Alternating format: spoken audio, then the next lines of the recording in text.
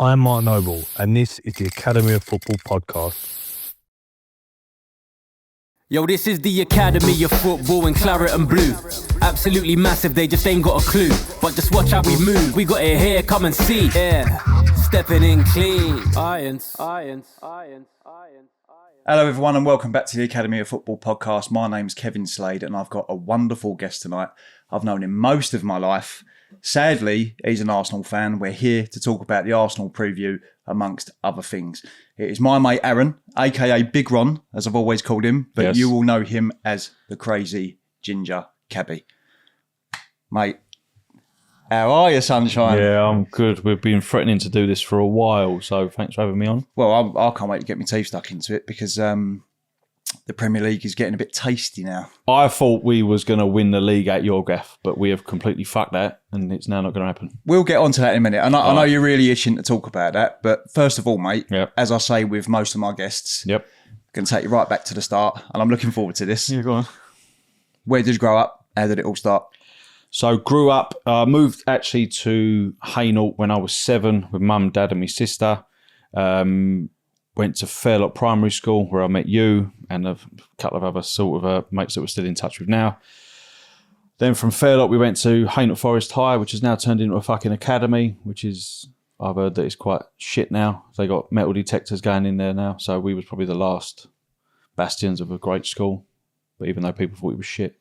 Then from Hainault, I tried my hand at doing a bit of bricklaying. Didn't work out because I'm just a lazy fuck. Then went to college, done bricklaying and scaffolding. Still weren't happening. Become a delivery driver, odds and sods for jobs. And then I went to America, done football coaching. Long story short, done the knowledge after that. And now I'm a cab driver. How did you find it growing up in Hainault? I really want to talk about Hainault. Yeah, I think Hainault was great as a kid. It was you'd go out where, like, you and I sort of grew up. Our roads were sort of like, even though your road was busier than mine backed on to Penrith Park, and you'd be able to play football in the street till the lights went out. Couldn't see the ball. No, it was great. He had Penrith Park. Obviously, with all of us, used to knock on each other's doors, go over the park for like fucking hours, play FA Cup, Wembley. It was great. Yeah, great days, man. I miss it a little bit. Yeah, I miss it. Yeah, I do miss it because before you come here, you've not been here before, and when you grow up, I remember my dad saying to me. Obviously, you remember my dad. I remember my dad saying to me when we was younger, like, when you and your mates grow up, you will all go in your own different directions. You will all leave the area where you grew up, and I thought you're talking bollocks. Yeah, I thought we'd be in Hainault forever. Living at mums and dads or whatever. Yeah, it's crazy, ain't it? Just quick fucking time flies. I mean, to be fair, I was really hanging on to my mum's tits until she died. And then that's when I had to move out. Oh dear. Yeah. So, all right, so in school, we had a certain group of mates, which had a bit of a rivalry going on. I'm talking like football rivalry. In footballing terms, I'm talking like 97, 98, Arsenal were a good team. Neck and neck with Man United. Yep. For, I'd say, probably the next 4 to 5 years. We'd left school by then. Yeah. But we had a bit of a rivalry. So I'm talking about the times of when we had the likes of Redknapp. We signed John Hartson from Arsenal. Yeah. He then went. Berkovic, likes of Di Canio. And we was always at it. Tricky Trev. Yeah, Trevor Sinclair, yeah. I remember when Paolo Di Canio tore us a new arsehole at Upton Park. Like spun Keown and Tony 1999. Yeah. Do you remember the phone call I gave you after that or not? Do you remember that? Vaguely. Didn't you fucking give it down the phone or whatever? Yeah, you and Macca. You and Chiv. Yeah, you and Chiv. Yeah, fucking my best mate. Yeah, you and Chiv. Yeah. You remember that phone call? It's the first time in my life that you gave it. That we'd ever been, like, in my lifetime, that I'd seen West Ham beat Arsenal. Yeah. Because obviously I was a season ticket holder then, and I still am now. Used to ring the house phone because you had mobiles. Phone. Yeah. Can I speak to so-and-so, please? And I remember you was at Tom's house, and do you remember when you used to have the displays? So obviously now it's all, your name just comes up, so you know it is. But do you remember you used to have like the little green display with the phone number used to come across like that, right? And Macca went, fucking go on then, because he knew. Yeah. And do you remember I was effing and blinding down the phone, going, you dirty Arsenal, and then I just put the phone down. We're only 13. I know, 14. Yeah. And then obviously we went to school on the Monday, and I never let you both forget it. Yeah. But that is where the rivalry, I'd say the school banter rivalry between mates started, because... But you take it so seriously as well. Yeah, you do. Yeah, you do. And you wouldn't allow another friend of yours to take the piss out of your team. Well, yeah, of course. And then you want to have a fight. Yeah, you defend your team to the death. I mean, the older you get, the more I've realised anyway that, I mean, we could go right deep into this, what we were saying before we went on camera. The Premier League is now a product, etc., etc. But back then, football was still proper. You followed proper football. I've always said it. I said it recently. Like modern day football, kids now don't follow football teams; they follow players. Yeah. So to us, it's like a religion sort of thing, and you'll never change it. Yeah, you want your kids to grow up and support your football team, but how you love the football team is even different to how your dad loved the football team. Yeah, yeah. Oh, it's fucking changed. All these fucking divers and all that bollocks. Now, it's like football's like micromanaged now. Oh, fucking, I can't stand it at times. Well, do you know what's funny? When we had Bilic playing for us, I always remember. See if you remember this as well. Actually, I always remember Bilic saying, when he was shielding the ball, whenever he felt a slight touch from behind, it would always go down. And he was one of the only players back then. Do you remember that or not? Yeah, I do. Yeah, he was one of the only players that done that in that era. Now they all fucking do it. Yeah. And it's not even just a foreign thing now, is it? Like the English players do it. Because that used to be a thing. The foreign players would come in and they'd be like, oh, look, the fucking foreigners coming in, diving, ruining our game. Mate, the English players are just as bad at it. Fucking Harry Kane at Spurs used to do it all the time. Prick. Yeah. Good player in, though, isn't he? Yeah. Kane. Best in the world, I think, at the minute. Yeah. But anyway, going back to the 90s when we was in school. So this is where the rivalry stemmed from. Now, I know you and all the other Arsenal lads in school used to go, but we're not even rivals. You're fucking nowhere near us in footballing terms. We never have been rivals, Arsenal, West Ham. No. Yeah, no, we haven't. In footballing terms, we haven't.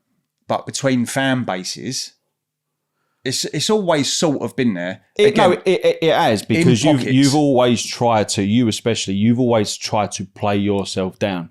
Not you, but West Ham. Oh, only West Ham. No. It's like, shut up. It's like if you won a game against Arsenal, you'd give it Billy Biglicks. The same way Tottenham would. It's like, but Arsenal, West Ham have never been proper rivals. You always created it out of something, because we never, and I still don't think we see West Ham as a rival. No, it's just a London thing. Yeah, I agree with you, but in my opinion, a London derby is a London derby. Like Yeah, but you get excited about Crystal Palace. It's still a big game. What, QPR? Yeah, Fulham? because that was a really big game for us this season, QPR, because that kick-started our run to getting out of the bottom three. That kick-started our streak that we went to win a few games on the bounce, because we hadn't won a game in a couple of months. So it was a really big game for us. And then obviously the QPR fans. There are too many. There's too many London clubs. Isn't There is. But again, getting back to West Ham and Arsenal, because we are slowly trailing off the subject. Go on. Again, I keep on going back to when we was in school. Yeah. Right. It was a very bitter, like between pockets of friends. Yeah. That's where the rivalries are, with the pockets of friends. But if you're going to look at it through a scope of footballing terms, no, West Ham are nowhere near Arsenal, and we know that. Yeah. But even that, but as what we're saying there, in our generation when we were teenagers, the rivalry was real, because that's all we had. We didn't know anything out of football. Do you know what I mean? Whereas like now, for kids now, there's just so much. And it was a big thing for us when we used to beat Arsenal back in the day, because Arsenal were, Yeah, but you're the Academy of Football. Yeah, but Wenger had just come on the scene, and he changed English. He's a trailblazer for that. He changed English football like completely. He brought in the likes of Anelka, Vieira, all players like that. Like he was a trailblazer. So to beat a club of Arsenal's ilk at that time, of course I'm going to give you shit. Of course I'm going to. Oh, bless. Of course. True. Of course I'm going to do it. You had some players. Yeah, we did.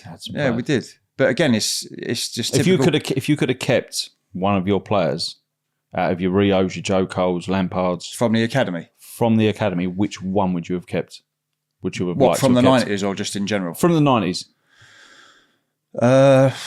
You know when you I think you finished 5th or 6th. You won the Inter 2 Bob Cup or whatever that was. 5th. Yeah. It's a tough one, that one, because they was all amazing. Dare I say it? Rio was always going to go on to do amazing for, like, always. You knew from, I saw him make his debut when he was 16. I must have been about 11 or 12. Yeah. And from then you knew that he was going to be something, like, you always knew Rio was going to be the one that was going to leave first. Yeah. Do you as West Ham fans get disappointed a little bit with the lack of appreciation that a lot of those ex-players give you? So Rio goes on about Man United, Joey Cole goes on about Chelsea, Frank Lampard. Not so much Rio, because again, you knew Rio was going to be the first one that was going to move on. He left at 21. He went to Leeds, and don't forget Leeds were. But then he came through at West Ham. He came through at West Ham, yeah, but he left at 21 years old, which is like no age. Like, do you know what I mean? He left at 21. I think it was 18 million at the time because we rebuilt our West Stand with the money, allegedly, and we called it the Rio Ferdinand stand. Frank Lampard, he was never going to hit the heights that he did with Chelsea if he had stayed at West Ham. Absolutely no chance. Yeah. He was a good player. I liked young Frank. I don't think he was ever going to go on to be the player that he was had he had stayed at West Ham. Yeah. Joe Cole speaks for himself. I remember when we was in school again talking about Joe Cole when he come through and he played in the FA Youth Cup and he was doing all this flicks and tricks. And me as an Arsenal fan, I was jealous that he was coming through at yours because it was always like all these academy players at West Ham that were coming through, and I was thinking, fucking like, where's Arsenal's lot? I know you know him, Joe Cole, right? Yeah. So you ask him because he was on a friend of ours, Russ, who runs West Ham Network. Yeah. He was on a show with him, and he said that Arsenal wanted him. He told me, yeah. And West Ham wanted him. And he said when he went to West Ham, the reason why he chose West Ham is because of the way they treated his mum.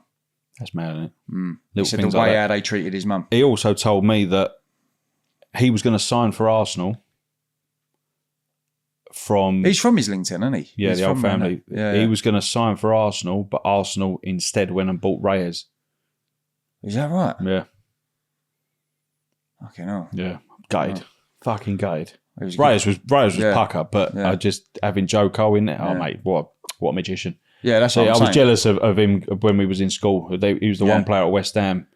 You always because you always picked a player from each sort of club that your friends' rivals in school. So at Man United, I always liked Yap Stam. Yeah, I remember. Yeah, you know, and then West Ham was always Joe Cole, and then oh fucking Joe Cole never go Arsenal. Yeah, but getting back to your point anyway with our academy. So you had Joe Cole. Yeah, he speaks for himself. Michael Carrick, who I felt massively went under the radar at West Ham because of the players, the stars that he had around him, and look what he went on to achieve. Well, he went to Tottenham after us, didn't he? But did he leave after everyone? So when we got relegated, the only two academy players that stayed with us in Division 1 was Carrick and Defoe. Well, Defoe for half a season. What's it like getting relegated? Is it fun? I'm used to it now. I know that sounds crazy. If we go down this time round... But you're not, are you? Well... You're not, are you? Mate, you say that. No, positivity. You're not, are you, Dave? No. I'm honestly, I'm with you on this because we've turned a massive corner, but De Zerbi's come in. Yeah. He's got to draw and a win. Yeah, but they're playing shit. They are playing shit, but he's got to draw and a win. Yeah, he's grinded out a couple of results, hasn't he? Anything can happen. There's a few twists and turns. We'll get onto that in a minute. Right. Back to our academy. Sorry. Right. So, Carrick. I loved Carrick. I thought he was a footballer. Do you know what I mean? Give him a football, he could do anything with it. He was a footballer, Carrick. I really liked Defoe. Throw Glenn Johnson in there as well. He was amazing. People forget about him, Glenn Johnson. Throw him in there as well. He went to Liverpool, didn't he? He went to Chelsea from us. Did he? Oh, yeah, Chelsea. He went to Chelsea from us. I don't think he'd done much there. But I'd say out of that crop, if I could have them in the team now, do you mean? No, just to have them, kept them at their start of their career. They come through, and you'd have your Mark Noble, one club man, who you've liked to have been your Mark Noble before Mark Noble. I'd say on paper it'd have to be Lampard because he was a West Ham boy. It'd have to be him. His old man. Yeah, because of his old man as well. Had he had the same career, which I said I don't think he would have. Automatically, I would have chosen him purely because of the ties that he's got to West Ham. Have you retired any numbers? 6, Bobby Moore, and 38, Dylan Tombides. Okay, yeah. It would have been Joe Cole easily. He came back to the club as well, didn't he, in the twilight years of his career? Yeah. But I'm gonna say, and this is gonna surprise a lot of people, I'd say Jermaine Defoe, purely because he's a fucking goal machine, and that's what we've been lacking. Another player I since think Dean Arsenal should have bought. We've been lacking that since Dean Ashton. Yeah, one other striker. So it would have been Jermaine Defoe. What about you? Who would you choose? Carrick.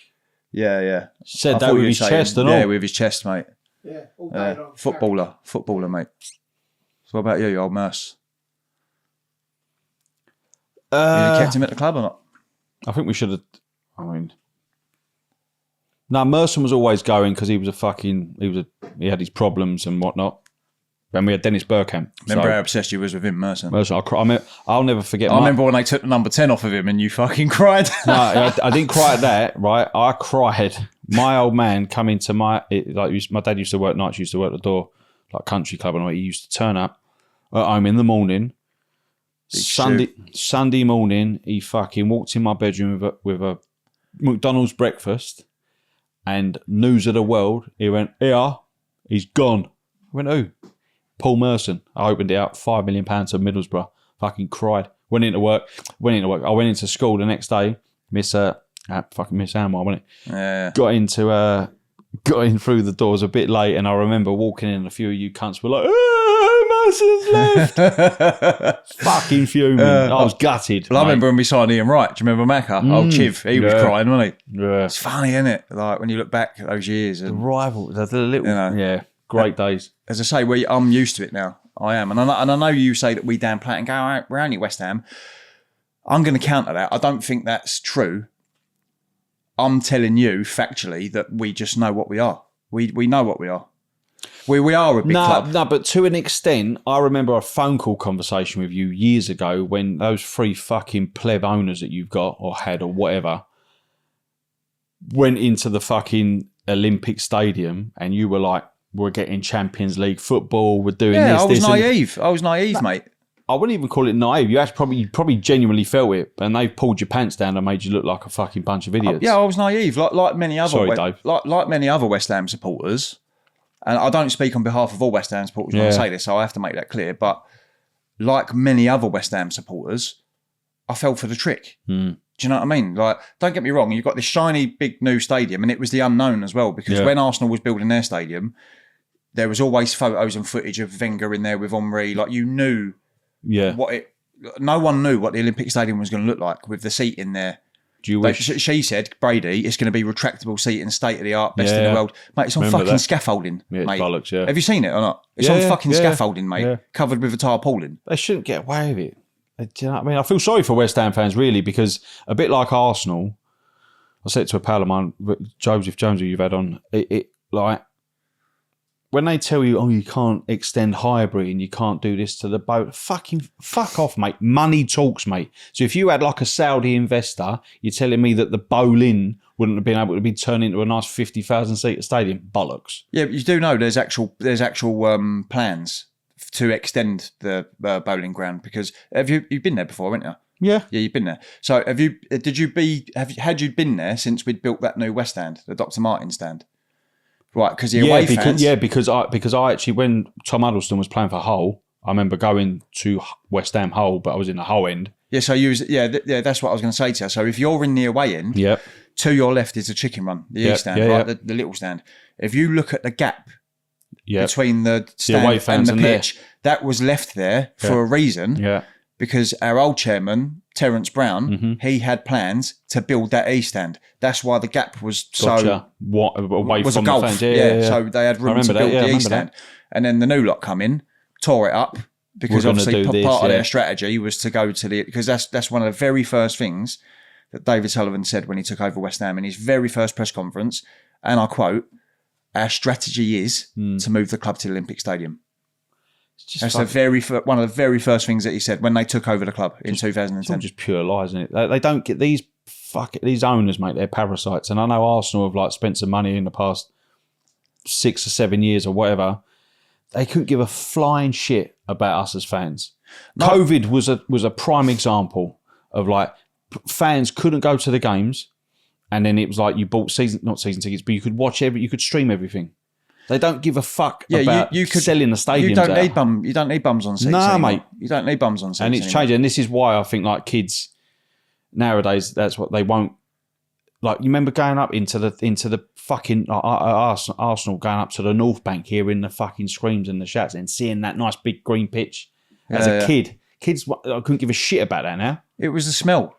Yeah. This is the thing. When I used to go to Tottenham, so I've been going. I mean, I've been a season to get older at West Ham since I was 7 years old. Right.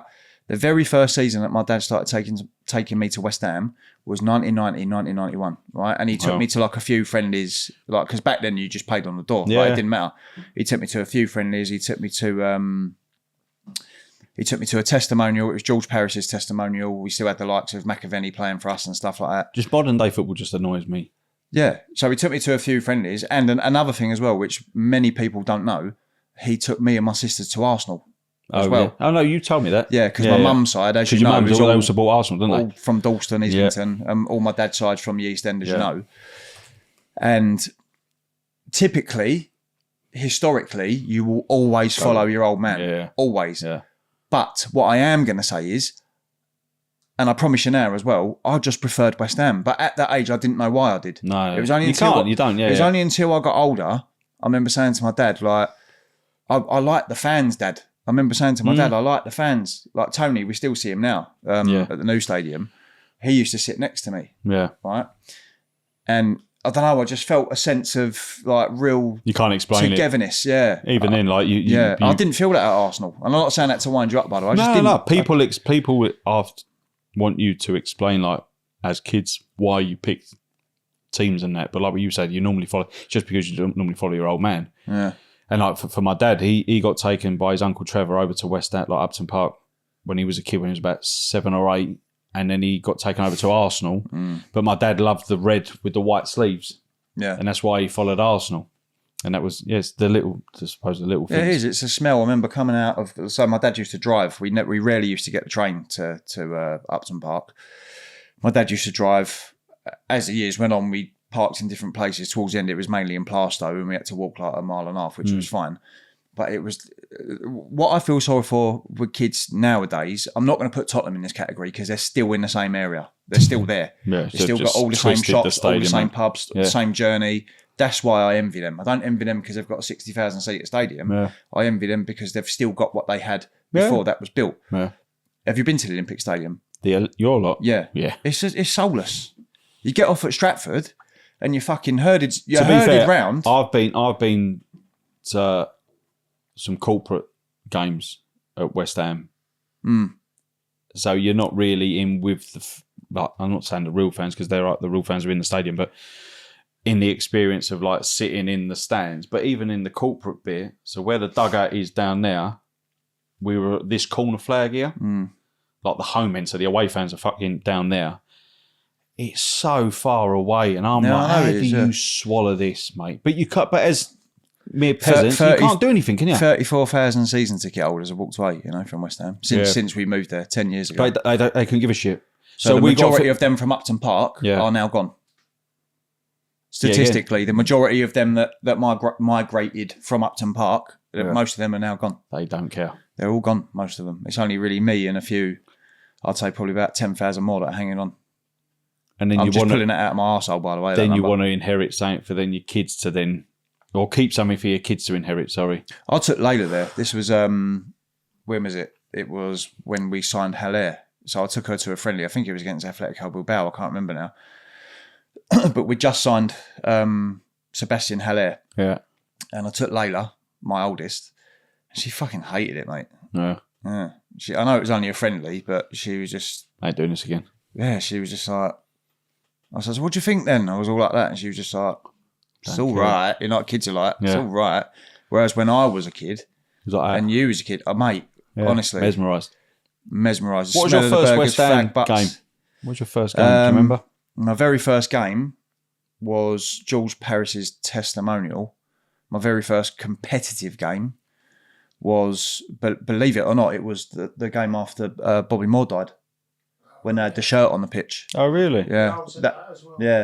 Dixie scored in that game. Did he die in 95 or 96? 93. 93, yeah. 93. So, ironically, again, this is how mad it is, he died on Layla's birthday. Wolves, we won 3-1. Yeah. My first Arsenal, was it Layla's birthday as well? So, he died on the day Layla was born. Yeah. My first Obviously, Arsenal she was game, 4 years later, but...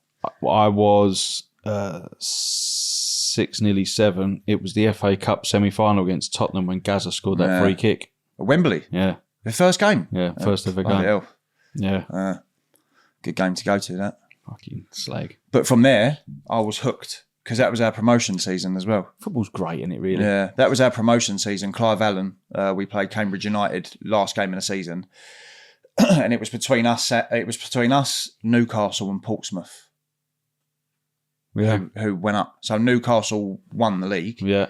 And we finished second, but we had to win against Cambridge United Gotcha, to go up. Promote, and that was the second season of the Premier League. We missed out on the very first season of the Premier League. What would you rather, Tottenham go down or Millwall come up? Can we swap them or? Well, that was a fucking easy question, that. Jesus. No, I'll tell you why. Is because I would like to see Millwall come up because that's our game. Yeah. Do you know what I mean? Yeah. Whereas I'd say I'm not going to say our biggest game because I'm just fucking Tottenham. Yeah, I'm just feeding them Tottenham when I say Tottenham's fan base when I say that. But I'd say fan base rivalry, Tottenham would be our biggest game. Biggest game, yeah. Have you been to their new stadium? Yeah, I've been there a few times. Yeah, I've seen us win there a couple of times actually. So I'd say I'd love to see Tottenham go down because we could relegate them. So all the years and years that we've had shit off of that fan base. Yeah. Mate, you've never relegated us. If we relegate them, but also Chelsea could relegate them, couldn't they? Yeah, but what I'm saying is they would go down at the expense of us. It's really a two-horse race at the moment. At the moment, it's a two-horse race. True, because Leeds have pulled away. Forest have fucking pulled away a little bit. Yeah, that could change, but at the moment, it is between us and them. So if we had the chance of relegating them, I'm taking that all day long, mate. Going back to school, I don't really remember too much of a Tottenham rivalry. It was Arsenal, West Ham. Well, you had Langton, didn't you? But he weren't really that bothered, was he? Nah, he didn't give a fuck. Yeah, he didn't care, did he? Nah. Trying to think who else supported Tottenham when we was in school. It was mainly West Ham and Arsenal, wasn't It it? was West Ham and Arsenal. Yeah. And then the odd fucking silly cunt Ash with his Man United bollocks. Yeah. I don't think there weren't really any Tottenham fans in our school, was there? No. It was mainly Arsenal. Yeah. It was mainly Arsenal. It was, yeah. Yeah. I want to talk to you about your season, actually. Yeah, Before we move on to the game, let's talk about your season because I'm going to be honest with you. I love winding you up, and you know I do. You ain't got no winners in your team, and Arteta ain't a winner, and you know that's the only trophy Rice is ever going to win, which I still think is true, by the way. But I am going to say, probably about a month and a half ago, I thought, oh, they're going to do it. Like, yeah, because you went all fucking quiet on your socials Arsenal as well. Were going to do it. I thought Arsenal were going to do it, and then what's gone wrong, mate? I want to hear it from your perspective because you've got a very level head when it comes. I'm more of a pessimistic Arsenal fan. I'm probably, people would say, oh yeah, you're playing it down because it's like if you then don't win anything, like you covered yourself. And it's not that. I just think my personal opinion is that Arteta is too much at times for the players. So the players that should be expressing themselves, like who? Eze, Odegaard, Saka, Martinelli, Trossard. It's like it's all micromanaged football. Declan Rice, we got him on the fucking cheap. No, I agree. I agree. Zubimendi, people need to understand with Zubimendi as well. Zubimendi's a fucking good player. He's come into he's played the most games in our team this season. Zubimendi, you've come into the most physical fucking league in the world, allegedly, and you're being asked to play 90-minute games. He's playing the FA Cup, he's playing the fucking Prem, he's playing the Champions League. He's a machine. Everything. But I think him and Rice, they're two. Like what I used to love about Rice, right, was don't make me blow smoke up his ass, but at West Ham, in my opinion, apart from the latter years of like Paqueta and like maybe Bowen, he had more freedom. He had more freedom to gallop up the fucking pitch 60, 70 yards and create something. Arsenal, it's like he goes 4 or 5 yards, turns to the side, Odegaard, Calafiori, Saka. The weekend was prime example. Because we're too worried, I'm not saying Rice is like that because they're elite football players, right? But I sometimes think players in Arsenal worry about too much about other players, making sure they're all right, you're all right. Gyökeres, I want him to do well. He's just not that man. He's just not that guy. Rice went on a fucking gallop, 40, 50 yards, got into the 18-yard box and was looking at that fucking div to make a specific run so he can give him the ball. Just open your body up and fucking wallop it. You know, like Gerrard used to do and Frank Lampard. Within that 25 yards, take a shot. The only person that takes a shot in that fucking team is Eze. And even then, sometimes Eze is outside the box and he's like, I got a pass. Yeah, but at Palace, you would shoot. What are you doing? And like I said, I just think Arteta is so intense with it. The previous years, I will always say, Liverpool ran away with it because everyone else was shit last year. The other 2 years, the first year, for example, right, when we threw it away against Liverpool away, Southampton at home, and we fucking drew with your mob when Saka missed a penalty at 2-1. Man City always had 2 to 3 games on us and still had to play us. So by that sense, if you then win all your games in hand, you're then level, and then you beat us and then you go ahead of us, technically we didn't bottle the league. We're still winning our games, but Man City have still got other games to catch you up on. So then when you're on level games, you're then on level fucking points, or they're in front of us. We didn't drop the points. This year, we have bottled the fucking league. We are not going to win the league. I don't think we got the arsehole for it. And people will say, the Man City, they're not the same Man City as I couldn't give a shit. Their spine, they know how to win. It's like they've got to the end of the season. They've got to the end of the season. They've gone like, fucking out the way, John. I'm here. And we'll go and beat teams. Or they only beat Burnley 1-0. They battered Burnley.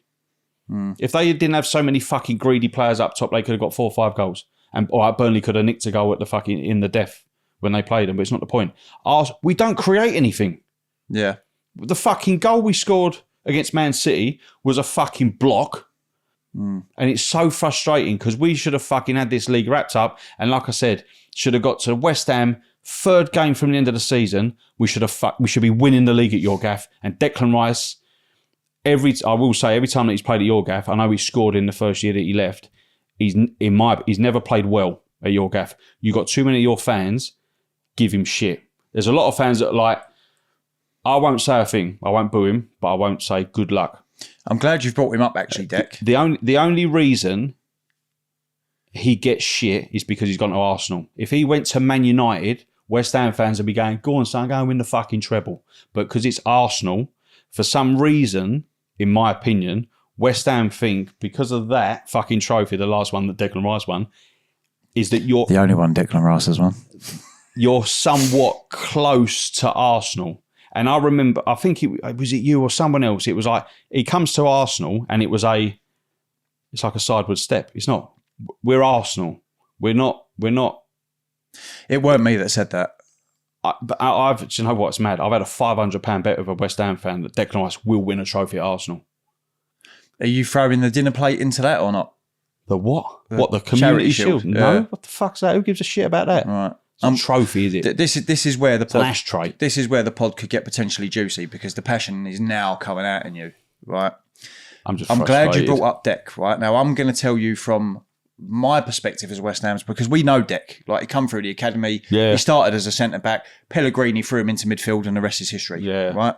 I think Slav might have played him there once as well when we had an injury. I can't remember now, but the rest is history. Yeah. Let me tell you something about Dec. When you know and I know, right? I'm not saying that we're ITKs.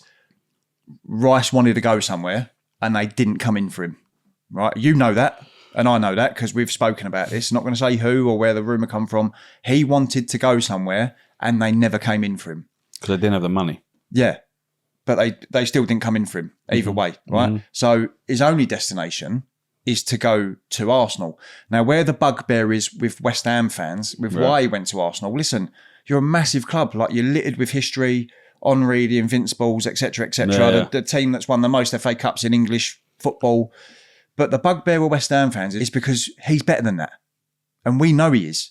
He's got the potential to work with a world-class manager that will unlock his full potential. I agree. So, when Arteta was at Man City, Man City's players waxed lyrical about Arteta on that all or nothing thing. Yeah. Right? I agree because the with way Arteta is on the sideline and he goes over the lines and everyone's, oh, look at this fucking cunt.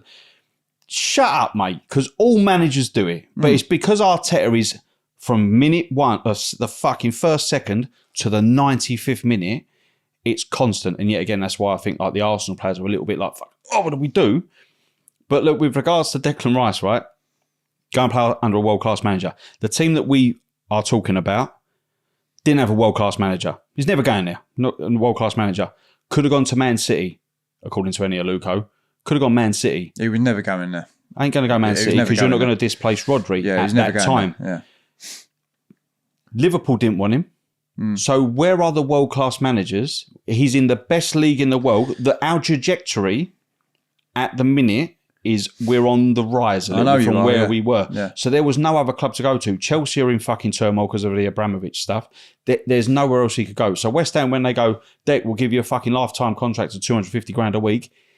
He wants to push on from there. Don't get me wrong, he'll probably end up going back to West Ham. Yeah, no. But he couldn't have gone anywhere else. The fan base, I'm in agreement with you because our fan base was like, right, go on, son. Like, you've won a trophy. Where should he have gone? He was captain for a year. He could go anywhere in the world. No, of course. Now he can.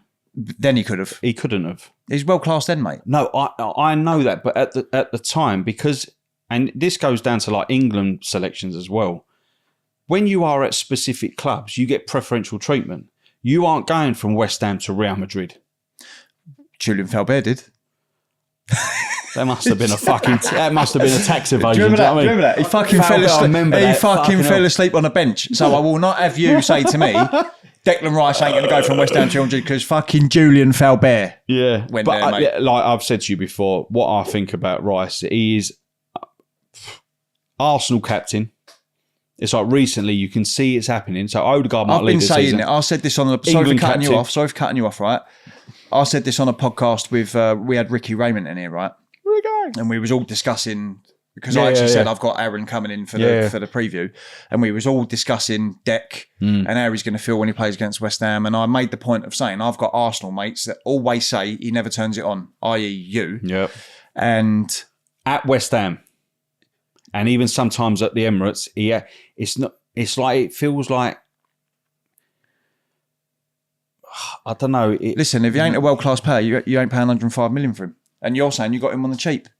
Oh no, I know that. What I'm saying is that at that time it was like there's no point. Then he's won that, and then go out as a winner because then he could have stayed another year. You got the shit with Paqueta going on. That's going to shit at the time. Yeah, and it's like you then go down in the league positions. All right, you go on another sort of European Cup run, but it's then like, oh, fucking, like, maybe I should have left. But then you become staying like, what do I do? So at that time, so it was like, when he spoke to Arteta, it was like, I want to fucking come and play for you. That was 2 years in the making, and I know that factually, that move. Before he even went there, that was two seasons in the making. You know that. I know that factually. But yeah, wanker, isn't he? But I found that out after he left.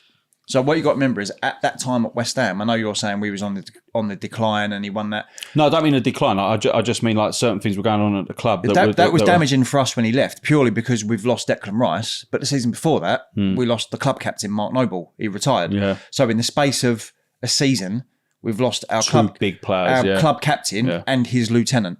Yeah.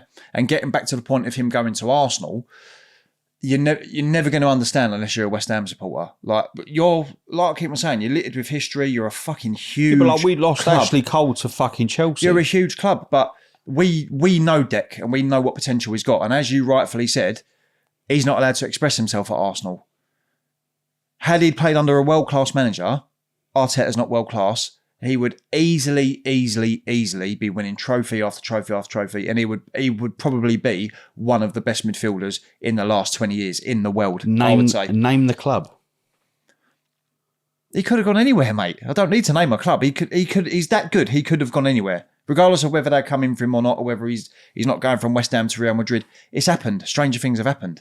Yeah, no. Stranger things have happened in football. I get that, but that's not how fucking football works, unfortunately. Yeah, of course, but he's building his portfolio, isn't he? But there's loads of players that, don't get me wrong, I was worried last season when we didn't win anything. I said to a pal, like a mutual friend of ours, I said, fucking tell Deck, just give us one more year, for fuck's sake. And he was like, he really wants to win the league. Really he does. But he wants to win it for Arteta. Yeah, so I think a lot of those players, I just don't know. I just don't think you got enough winners in your team, mate. I don't. I mean, you look at Rice. I watched Rice, and even the game. Oh, who the fuck was it? Who did we play before Newcastle? Bournemouth. Idea. We lost to Bournemouth. Yeah. You could watch him. He's going like, calm down. Just everyone, just fucking calm down. It was just so erratic, and yeah. Well, you got to remember, he's coming from West Ham. Done him the world of good because he's been in relegation battles, he's won trophies, he's played in Europe. Like he done it all at West Ham. Yeah. Apart from play at an elite level. Yeah. He was captain. He was Noble's vice captain. He played captain a lot in the season where Noble retired because Noble was always on the bench, and then he was made club captain the season before he left. Yeah. So this is what's happening with Rice at Arsenal, I think, because. When Odegaard's captain, the club captain, when he's not playing, bad move, mate. I know that. It would then go if Gabriel was playing. People going about Saka, but Gabriel was playing. Gabriel would get the armband. The last few games, Declan Rice, Gabriel's been playing. Declan Rice has been our captain. Mate, he's. I've got something to tell you. As I was saying, we had Ricky Raymond in here, right? Because I didn't finish. And we was all talking about Declan Rice and Arsenal and how he's getting on and stuff like that. And I said to these two, I said, there's only one way Arsenal winning that Premier League. And they were both like, and I was like, it is so obvious. So I was saying, it's in plain sight. Like, how do you not know? And they was both like, I don't know. And I said, see if they make Declan Rice captain. It's the only way you're winning that league. Yeah. But then you've got to buy into his way of how he is as a not even just a player, as a person, as he carries himself. You've got a team captain and you've got a club captain. Yeah. Two completely different. Club captains ain't worth a fucking wank. I don't think. Oh, mate, Noble got his pelters at West Ham. He did. That's different. Look how much it's changed since he's gone. But that's different because he is a club captain from fucking when he was 5 years of age, per se. He was other teams when he was younger, but come through at West Ham. That's different. When you name a club captain and it's Martin Odegaard that's been there fucking 6 years, it's very different. You a club captain and fucking game captain. What? Just pick a fucking captain. It was the same thing at Spurs. I'm going to counter Ledley that. King was fucking club captain, but on the fucking pitch it was someone completely different. I'm going to counter that. Right, so Odegaard's been there 6 years. Right. Probably round about the same sort of time as Jarrod Bowen, who's now our club captain. Right. It didn't. When he was named club captain, I love Bowen, right? I love him. He's been amazing for us, but I was like, I don't know if he's the right fit. Yeah. Now, you get it. A season later, I think he's really coming into that role. So the duty of a club captain is to look after your players off the pitch as well. But it doesn't need a name. Just you are the captain. You are captain. Well, because they're all fucking club captains technically. Yeah, but you say that when Noble was when Rice was captain, the season Noble was still there. Noble weren't playing because, admittedly, his legs had gone, but he still had the duty of looking after everyone off the pitch, like the new foreign lads that had come in. He looked after them, put his arm around them with the academy as well. He looked after the academy lads. I see that. Rice just looked after the team. I see that more as like an ambassadorial role. You're more of an ambassador of the club. Yeah, but this terminology of club captain and fucking you're captain because you're fucking half dead and whatnot, you're just the club's captain. So it should be just make Declan Rice the fucking captain. Mark Noble is Mark Noble. Mark Noble at West Ham's a fucking god. Do you know what I mean? You don't need to give him the title of he's a club captain because now he's a fucking footballing director at West Ham. Director he is, of sorts. Yeah, he is. His son's in the academy as well. So good little player. Yeah, he's a decent little player. But moving on from that, so let's talk about the game itself then. You come into the London Stadium. I'm going to say it's not going to be an easy game for you because you need to win. It's a London derby as well, and I know you're saying we're not really rivals. No. It's a big occasion. You're desperate to win. We're desperate to win. And always when teams are going on to try and win the league, you are always that fucking one team or club that fucks it for everyone. So if there's one team that's going to go for the we've done league, it for you a couple of times, haven't we? Like you fucked Man United back in 95, 94, 95. You've done it a few times. We've done it to Tottenham, even though they was never really in it, but we've done it. We've done it to them a couple of times. It all depends. Done it to you a couple of seasons ago. If you attack us, we'll beat you. We're not going to attack you, mate. It's not going to happen. But we won't come. We won't. Nuno press you. Nuno will play a low block. Yeah, and then try as every fucking team does against Arsenal. He will play a low block and then try and hit you on the counter. that's what he's going to do. I don't think you've got the pace up top to beat us. We haven't, but that's what he will try and do. Yeah, well, if we play our game how we should play, you play quite a high line, don't you? We should beat you, because I think the way we keep the ball sometimes, we will tire you out. Because I don't think you've actually got anyone in the team that can get hold of the ball and just give it to Bowen. Well, Bowen on his day will he's class. Give everyone trouble. He's been a bit out of sorts recently. I do think that I'm just speculating with this, by the way. I do think maybe in recent months the pressure of being the captain when we're right down there on it has probably got to him. Yeah. But he's really picked up in recent games. I do agree with you. We haven't got anyone that keeps the ball. We haven't really got anyone that can move the ball, to be honest with you, either. So the only player that we've still technically got on our books, but is at Burnley at the moment, that can move the ball is James Ward-Prowse. But Nuno absolutely hates him. Somerville's doing all right, isn't he? He's doing all right, yeah. He's doing all right. He could give Ben White trouble. Because, again, we're missing a few players, which is gutting, really. I think we win. You think you win, yeah? I think we win. But if we lose... If it's going to be a battle of the midfield, yeah, which could potentially happen, I just think that we're going to get absolutely fucking smashed to bits. But when we had Ricky on here, it was funny. I keep on going back to that podcast because we were talking a lot about Deck, because he knows Deck as well. Yeah. And I said, I think we're going to win 2 or 3-0. And I actually said, this is when, this is when you were fucking just steamrolling everyone. Yeah. And I said, I'm telling you now, their arsehole's going to fall out by the time we play them. That's what I said. It already is in the league, I think. Yeah. Like I said, And this was back in Feb when we had him on here. And we're now in end of April. So do you know what? I think it was the... Anything can happen in a London derby, mate. That's why it's a big game. It was the fairy tale in me that I wanted Rice to win the league at West Ham. And I actually think, because genuinely West Ham fans, majority of you are good people. It's tongue in cheek of the stick we give him. No, the good people. Like I'll always say, like even our fans, the fans under 30, fucking, I ain't got time for. Because I just think like you bring a bit of a, not a stain on clubs, but you just like entitlement. Mate, fucking.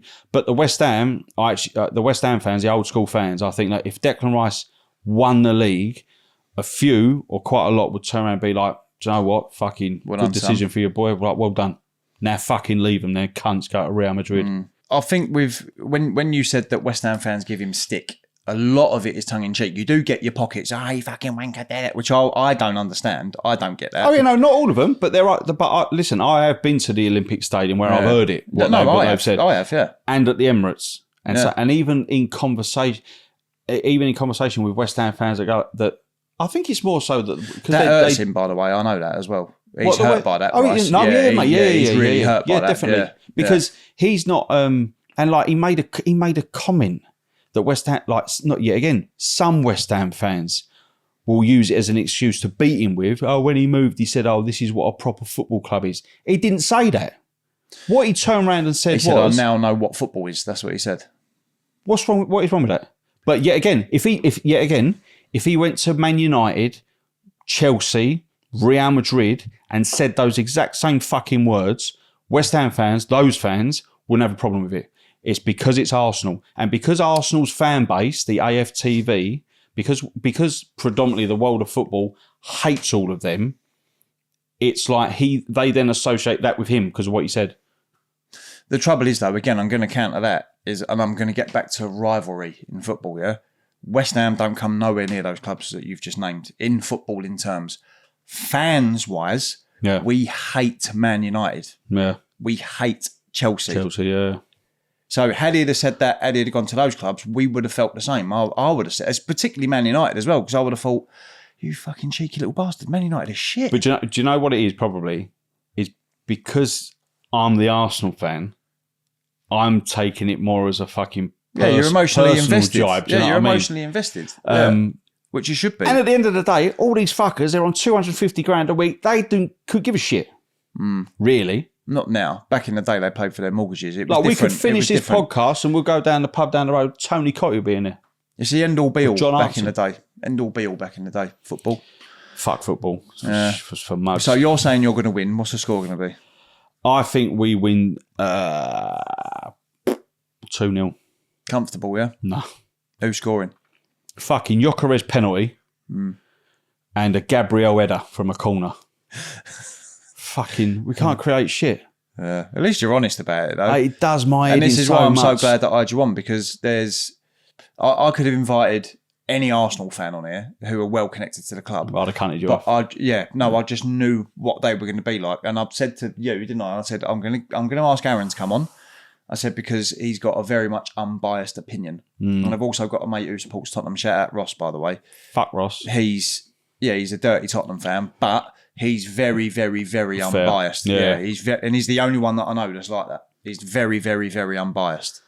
So you're going 2-0. I'm going to say there's going to be an upset. I did say a couple of months ago I think it's going to be 2 or 3-0. But I'm going to say we're going to nick a 1-0 win. Jared Bowen penalty. And that's going to cement our safety. I'm going to say Big Tommy Souček. Big Tommy Souček. Surprised he fucking still plays. He can't move. Scores an header, Big- loves Big an header, Tom. though, doesn't he? I reckon Thomas. Big Tom's going to... I remember when him and Soufal started, it was like, who are these big fucking Eastern I Euro reckon nuts? Big Tom, yeah, look, I've got his player of the match award there as well, signed by Big Tom. These See are that? nice, aren't they? Yeah. Big Tommy Souček, 1-0, West Ham, I'm going to say. So, Who do you nick these off of? no one. Who's that one? I'm going to plug them soon. That's Somerville, that one, and that's Mavropanos. Mavropanos. What a geezer. What do you think of him, by the way? Did you like him at I Arsenal? liked him at Arsenal, but yeah, again, you're not dislodging at the time. I think it was like, who do we have? Per Mertesacker, Koscielny, Gabriel, Mustafi, big German cunt. Do you know what? I'm going to give that to you, actually, Dave, that one. I'm going to give that one to you, mate. That's for you. Oh, thank you. Come on, come in the shot. I'm going to give that one to you, mate. Because we're good mates. There you go, Dave. There you go. And I know you love Tommy Souček as well. Yeah. So that's for you, my friend. Stick that on your mantelpiece. Put a hole in it and just It's the only one he's ever going to fucking... scull it. Yeah, but I am going to be plugging them because they are an exclusive to the Academy of Football podcast. I will be doing that. Do you get given them? On another show. Nah. So they're an exclusive. I've got to do a little ad for it, mate. So... Was it a sponsor? No, it's not a sponsor. No, they've been designed and made by yours truly. So... I say design and made, I fucking copied them. Yeah. Right, so anyway, let's move on from football, mate. Come on, then. Aaron, my friend. Hello, mate. Right. I'm not going to introduce you as a Crazy Ginger Cabbie. No. We're friends. Yeah, We've real been friends mates, for a don't do very long time. Yes. What's Aaron up to? So, Crazy Ginger Cabbie, let's go on to that because that's what you're predominantly known for on social media. Or John. How did that come about, mate? What, Ginger Cabbie stuff? I was doing videos. I remember sending it to our mate Marlon. Yeah, Miles. Yeah, Miles. He was on the very first show, by the way. Shout out, Marlon. And I was doing videos, and I think you even said to me as well, why don't you do videos like a daily blog thing from the inside of your cab? Fucking God for that. Do you know how many podcasts I've watched of this wanker and he's gone, a friend of mine said, I was like, it was me. Yeah, but now I can give you a name, can't I I? know. Go on. But you said, like, why don't you do like a daily videos of like life as a cab driver? And I was like, and because I was like more vocal on Twitter, like fucking moaning like keyboard warrior bollocks. It was like Instagram, and you said it on Instagram to go on Instagram, and I was like, no, Instagram's all about sort of like taking pictures of this type of thing. And you was like, no, I'll put the videos up. And then literally I put the videos up, and then someone else had said to me, like, if you're going to make something of this, you got to try and find a catchy name with it. Because I put something like London's cab driver or something like that, something stupid. He went, no, like something like crazy or like incorporate ginger and all that. So I was like, Crazy Ginger Cabbie. Perfect. And then it just went from there. And then I used to do some of my first sort of videos where I would sit on a rank videoing people outside of like a hotel talking, and I would do like voiceovers about what they were talking about, like taking the piss. No, I remember that, yeah.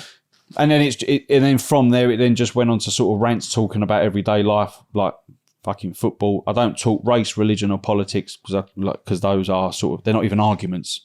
There are things that you just shouldn't get involved with because with keyboard warriors on the internet, it never stops. There's always a yeah but cunt. You try and make a point, or someone, like you do a video, someone makes a comment, you reply back, And it's never ending. And it's, yeah, but, and I'm like, fucking at the start, I used to be like, go backwards and forwards. Used to like, dog with a bone. Oh, fucking boring. Now, I read a bit of a muggy comment from someone. I go, delete, block. That's it. Yeah.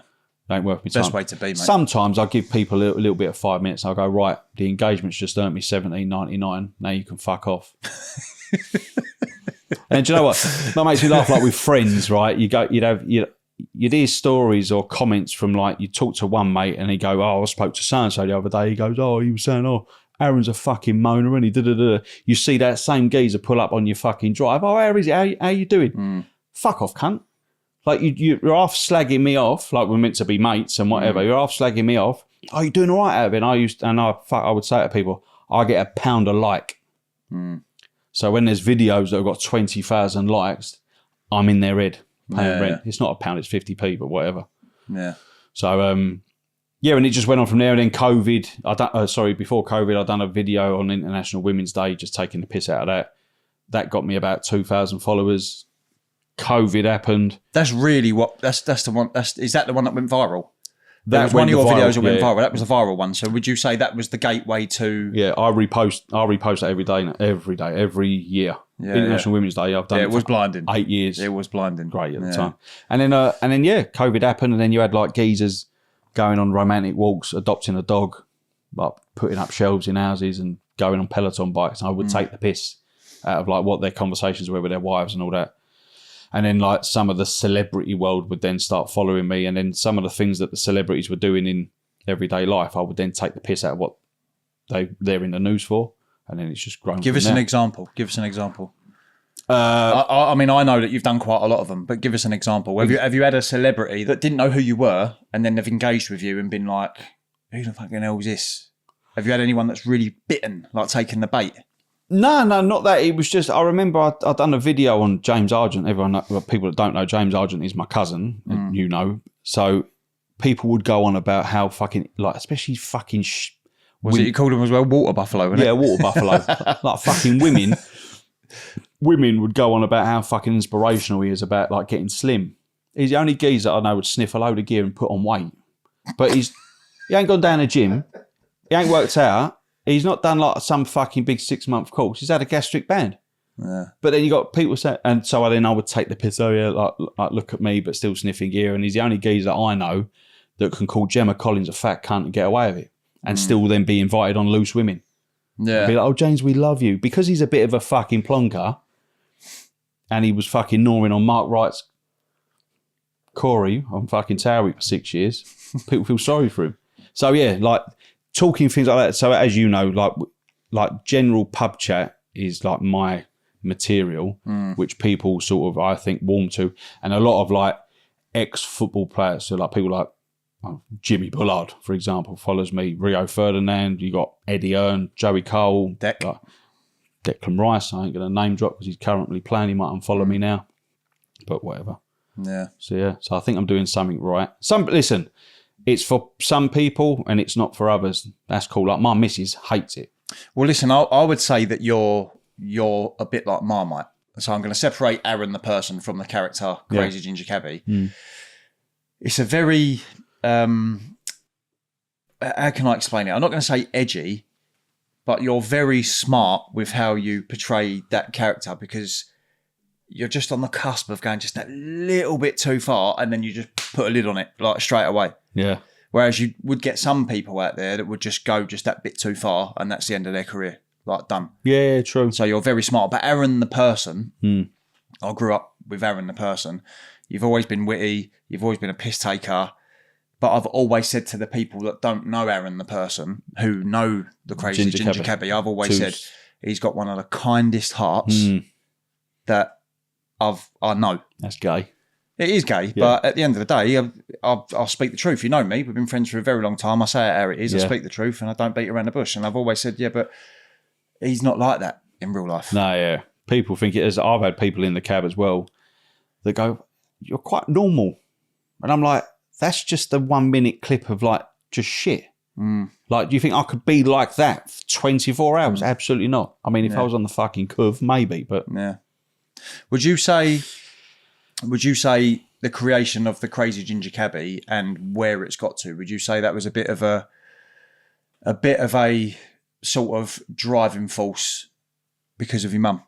Yeah. Yeah. Yeah, because so when she dies, it'll be 10 years this year in May. God, mate, fucking hell. That has flown by. Yeah, mad, isn't it? She, I would be at work, for example, and I would struggle quite a lot because you know how close I was with my mum, and I don't mind getting upset, by the way. Yeah, crack on. Do you know what? We're talking about my mum in the past and even sort of recently or whatever. I'm all right, but just I think like I find myself getting in.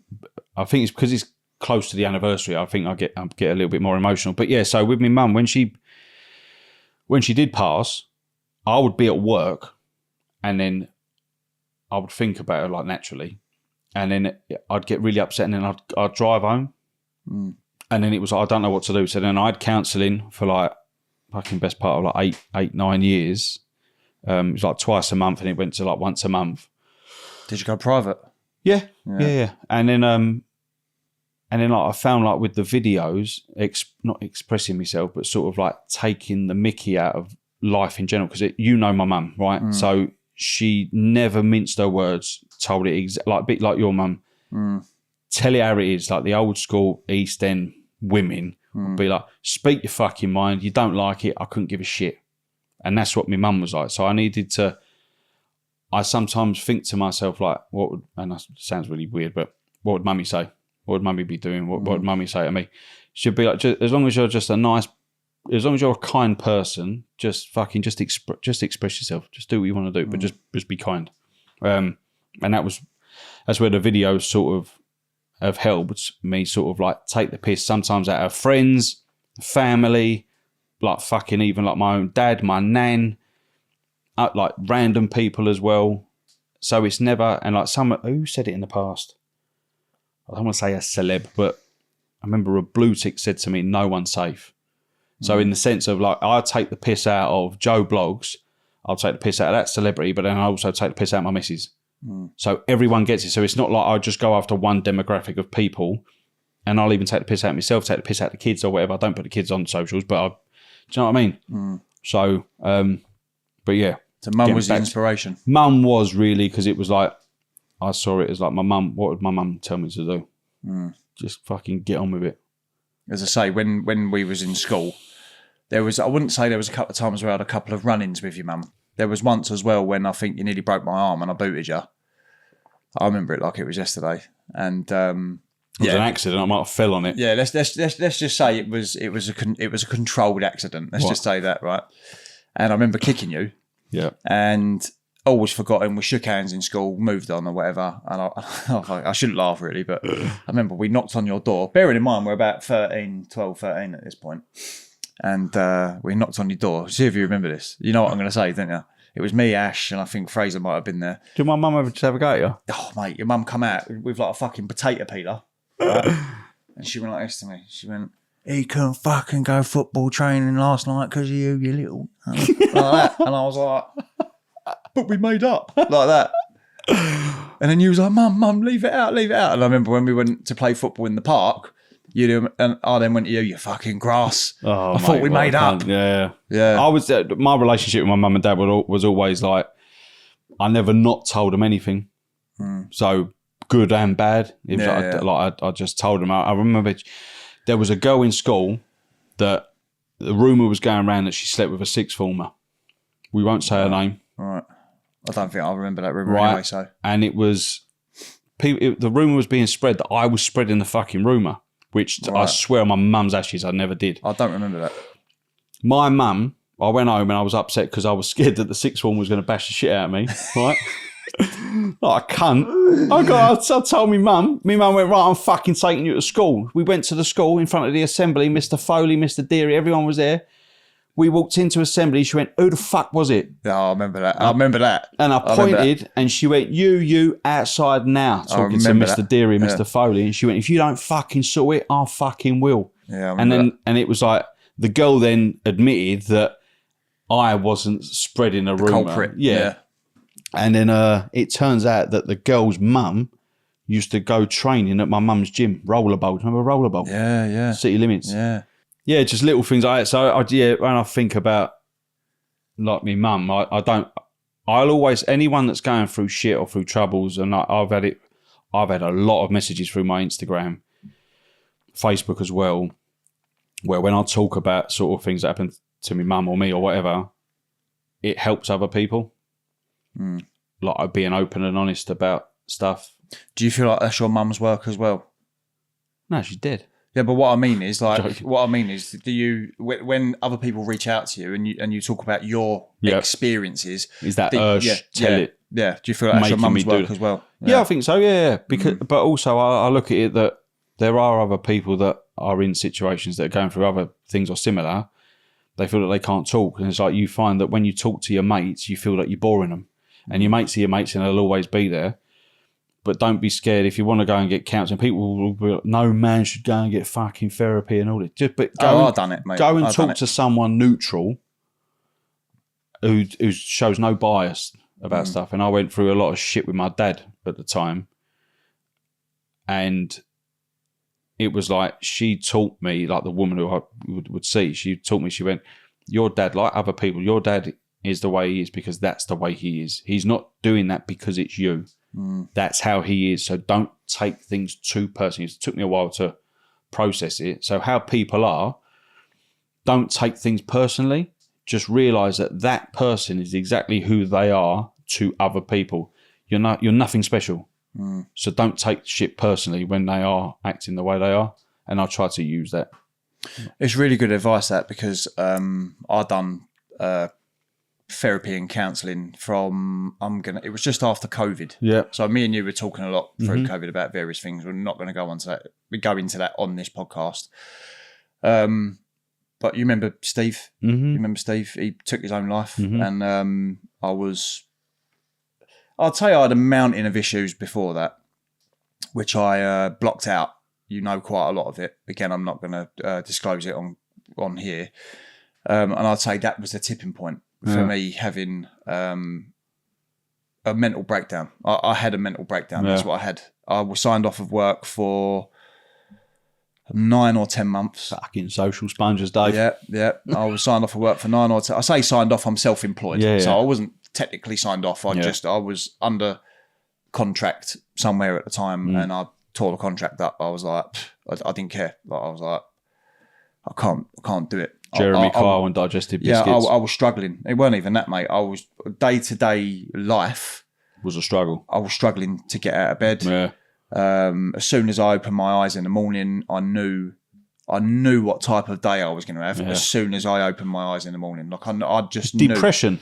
Yeah, I was depressed. I was suicidal. I wasn't. There's a difference between having suicidal thoughts and planning suicide. I never got to the point where I was planning. I had thoughts, though. I just thought, fucking, what's the point? What's the point? Like, I was waking up every morning. What's the point? And I'm not afraid to admit that, because a big part of this podcast as well is we are massive advocates for men's mental health, and I do think that it's important to give people a platform, especially to talk alongside West Ham if they want to about their mental health. So my story, I found I had to go through about 2 or 3 counsellors. I just couldn't find the one that understood understood or I really connected with, or and then I found one in South London, Emma, her name is, she's retired now. And I say it to this day, mate, she fucking saved my life, mate. Like, she did. She really sort of showed me a different perspective, similar to you. As you know, we grew up with each other. Yeah. Like, my fucking anger and my temper was, I'm not proud to say it, disgusting, like awful. And I wouldn't have said that. I mean, I always took things personal. Yeah. Always. But I would always react on emotion as well. I always thought, this one's doing me wrong and that one's doing me wrong, and I would always react in just exploding. You always did lash out as a child. I don't want to be. Yeah, I used to lash out a lot. It was mainly to do with being in a relationship that I never should have been in. Yeah. You all right now, though? Yeah, I'm all right. I mean, I struggle from day to day. Like, don't get me wrong. I still, you find your tools to cope. Do you know what I mean? There's not a magic pill. Like, that's what my counsellor said to me. Like, you can't take a magic pill that'll make it go away. Like, you can cope with it. Yeah. You can find your tools to deal with your day-to-day thoughts and feelings and stuff like that. What really worked for me personally was meditating and CBD oil. Those were the two main tools that really worked for me. At the time, I was in the condition of my life. I was boxing, as you know. Like, I was fit as a fiddle. I was running marathons. Like, that still weren't enough for me. Because they say, look, go into the gym, healthy body, healthy mind, etc., which I massively agree with. But I would still wake up in the mornings thinking, I don't want a fucking beer. I've had enough. I always used to say you have down days and then you have days where you just get on with it. Yeah, I mean, you have, when you say, people will say, oh, you got kids, how can you say you're not had a good day? It's not that. It's just, they're right, you can't explain to people that haven't experienced certain situations until, and you know, like my cousin hung himself a few years ago, and he's got fucking multiple children, and you think, like, you have a purpose. You still have a purpose. Some people will say you're selfish, but again, you don't know what that person's going through. But yeah, again, I will go down to and say our age group of men between the ages of 35 and 45, 50. Biggest killer. It's just talk, just chat, fucking, do you know what I mean? Isn't that right, Dave? Indeed. Yeah. As I say, like, it is good to get it off your chest. And there was a period of my life as well where I was very not ashamed to talk about it, but being men, we do have an ego. We do have a sense of, fucking man up, like, bleh. But when you're on your own at night and there's no one in your house and you're getting in bed on your own and everything's dark and you're only left with your thoughts and your feelings, it's the loneliest place in the world. It's the loneliest place in the world. Don't turn the light off. It's the loneliest place in the world, mate. Oh, listen. That's my coping mechanism. I make jokes of things. Yeah, no, I know. Do you know what I mean? I know. So I did go through a period where I couldn't sleep with the light off. How old was I at the time? I'm 42 this year. I was mid-30s and I couldn't sleep with the light off. I have a lamp on in my room. I couldn't sleep with the light off, mate. And I'm not afraid to talk about that or admit that. I could not turn the light off. Yeah, again, it's all coping mechanisms. It's all like what you, and no one's going to judge you. You will find your tools what work for you. Because when I started to cope and I was able to get back on my feet and I was able to sort of go back to work and talk things out and just feel, I'm not going to say normal, but just feel a bit like myself again. I would always say to people that were struggling, try CBD oil, try meditating. Didn't work for them. And I couldn't understand it, why it didn't work for them. Yeah. But it's like when he said, when you go back to your dad, every individual is different. Everyone's different. Things work for different people. Now look at you, got a fucking man cave podcast, family, money crawling out your pockets. Not at all, mate. Not at all, mate. When you got a wife. Yeah, not at all, mate. Spend everything. It's I'm very happy. I'm in a very good place. I have been for a long time now. You're right. I've got a wonderful family. I'm very happy, mate. I'm very happy. And this is good. Got a good fucking team wrapped round you. We go back a long way. We go back a very long way, me and Dad. As I say, we started this together 12 years ago. 12 years? Yeah. what are we in now? 2014. But anyway. Yeah. What's Crazy Ginger Cabbie up to these days? What's coming up? What have you got coming up, mate? What have I got? So I do comedy shows as well, which I'm fucking disgusted that none of you cunts have ever come, but whatever. I do comedy shows at the Backyard Comedy Club in Bethnal Green. Remember Lee Hurst from They Think It's All Over? It's his comedy club. West Ham fan. 4 shows a year. They're always on a Sunday, so either Sunday afternoon or Sunday night. I get like a food truck to come in. They're called Chicken George. You've seen me talk about them loads in the past. They come supply food before the show, so they're there an hour before, and then from like 3:30 to 5:30, I host the show. But then we have intervals with like other comedians come on and perform their sets and stuff like that. So I do that. I've got my own podcast, as you know what I do. It's called The World Cup Of. Give that a little plug. That's very good. It was obviously all the way to the lead up for the World Cup coming up this year. It's the World Cup of fucking everything. So we're going through the alphabet as well. So the World Cup of letter A's, World Cup like afros, air fryers, fucking Afghanistan. Do you know what I mean? Anything that there's a World Cup or World Cup of crisps, the World Cup of chocolate bars, and it's just like a debate, discussion between me and my pal, and we put it into like the World Cup format, 8 groups of 4, second round, quarters, semis, into a final. We just done the World Cup of gingers. We're actually going to be doing a World Cup of, what we doing? Football kits. So all the iconic football kits. That'd be a good one. Yeah, mate. Yeah, that'd be a nostalgic. Yeah. So yeah, that's what I'm doing, and I'm still a fucking cab driver. Driver 5 days a week. Still like that. Still the money earner. Yeah. The bread. How you getting on with that? Yeah, fine. Do your hours, you get your money. Yeah. Still a bit of money in it, or? Yeah, it's fine. Yeah. Like I said, I wasn't lucky enough to see the good days of like working three days a week and being on the golf course 4 days. Whereas now, because when we come out of school, we then went into jobs that you were doing 10-hour days for 75 fucking quid.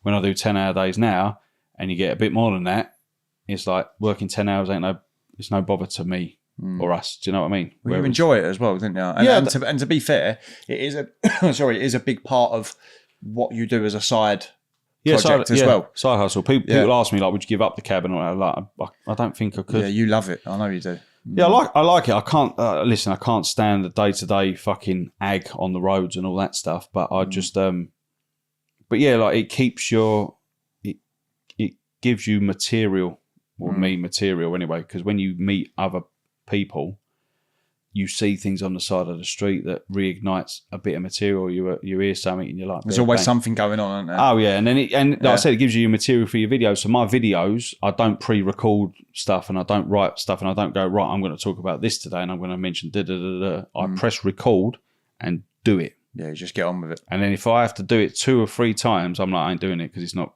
right. It doesn't feel organic. Yeah, because you don't know what's real and what's not anymore. Especially with all this AI shit that I see now. Can't trust anything. I mean, I'd say I've got a pretty decent eye for that. Straight away I could go, no, that's not real. Yeah. But there's been a couple of occasions where I've been like, I thought something was real. And then when I've found out that it's not, I'm like, what bit of porn? I'm fucking well disappointed in myself. How did I not spot that one? Yeah. Free nipples and shit. Yeah. I love what you've done here because growing up, going back to school quickly, I remember you had loads of shit. You had your Julian Dick stuff. You had loads of West Ham memorabilia. Look behind your sausage. So it's nice. There he is. There he is. There's the man, the main man. So it's nice to see that you've utilised everything and made something of it. So you should be proud of what you're doing, mate. Well, most of this I've already had. Yeah, no, as you know, like I've already had most of this stuff, and you know they say that. Oh, no man in his 30s or 40s should get another man's name printed on the back of your shirt. But I always knew what I was going to do. So I've got the names because I always knew what I was going to do with it all. So, what's your best one? What shirt? Yeah. Cool, fucking hell. Which one would you never let go of? Question, isn't it, Dave? God, I don't know. What would you do, Dave? Looking at all that, which one would you not let go of? It'd have to be that one there that's not in shot. That's signed by the squad last season at the bowling ground. They're all on there. Payet, they're all on there. Probably that one. Payet. Yeah. Top 5 with your West Ham fans? Well, West Ham players? That I've seen at West Ham. Top 3 for me. Top 3, yeah. I was only there a season and a half, but... Do you remember that free kick he scored that went fucking out the ground and went back in the top corner? Was that against Palace? Yeah. Like defied physics. Yeah. I'm going to tell you now, I've been going a very long time, keep on saying it. He's definitely top 3 for me. I'm going to say for... Paolo? Yeah, he's up there. As you know, my hero's always been Julian, always been him. But I'm talking as a footballer. Can I kiss him? That could do anything with a football. I'm talking edge of your seat, like, oh, mate, he was brilliant. Paolo, I'm going to guess brilliant yours. To Payet. Paolo, Payet, and Tevez. Tevez ain't even in my top 10, mate. Really? Yeah. What, because of how he left? No, I mean, don't get me wrong. He was a fucker, wasn't he? Don't get me wrong. Listen, he got us out of the shit. Right, he was very important in that season. Yeah. But he ain't even in my top 10, mate. No, absolutely not. I'm going to say my top 3, the best I've ever seen play at West Ham is... The cat booter. The Canio. He's top. Yeah. I'm not going to put Dixie in there because I love Dixie for different reasons. It's a different thing. Canio's top, Payet second. And, God, it's a tough one, isn't it? See, you've got a few more years on me. I know. Yeah. What's your Billy Bonds? That'll be Bonzi. Brooklyn, isn't it? Brooklyn, Yeah. Devonshire. Even seeing like players like Liam Brady for that. Yeah. Really? Liam Brady was my dad's favourite player, Arsenal player, Brady. Player he was, like, Christ, I mean, so many good players. Like, I'm probably going to say my top 3 who I've ever seen with a football at West Ham: Declan Rice, Joe Cole. It's a nice, free that, isn't it? Yeah. Imagine that as a fucking free behind your striker. But Payet, Dean mate, Ashton on his I love Declan because Declan was Declan. He was an absolute lunatic. For what? Yeah, he was a lunatic. But he was beautiful with a football. Like as you said, he tore Arsenal a new one that day. But Payet, mate, was just Oh, mate, he was. We went on that little mazy run at the Olympic good. Stadium as well. Went run across the whole side of the pitch and then put it in the.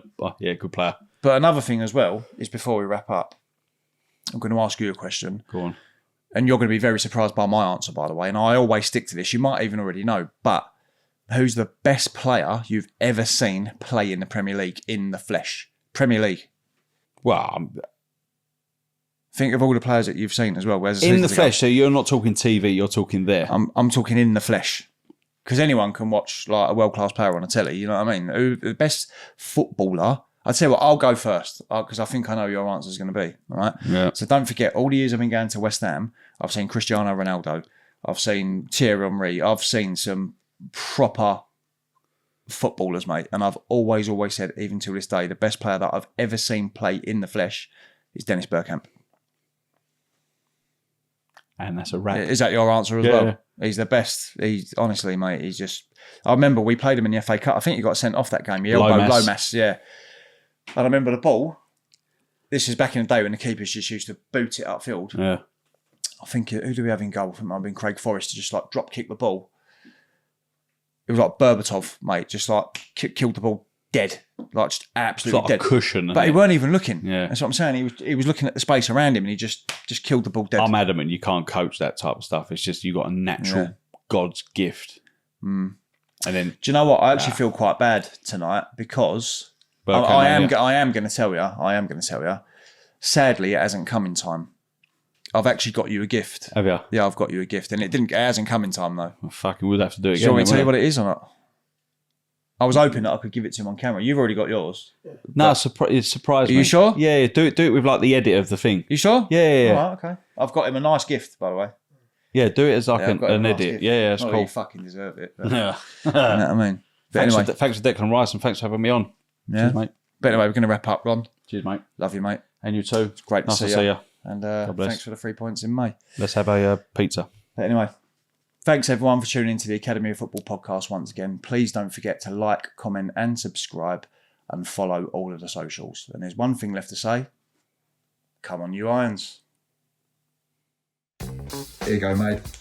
Here's a surprise. What's this? Fucking hell. Oh, mate. And you got Bergkamp as well. Yeah, fatty boom boom. Even though I can't elbow Lomas, but never mind. Oh, that, you ginger bastard. Cheers, mate. They're going to fit you or not? Yeah. You sure? Yeah, fine. I'll breathe in. Top man. Love you, mate. Love you too. Just don't wear it on fucking Sunday, yeah? Yeah. No, I will. I'll put it on.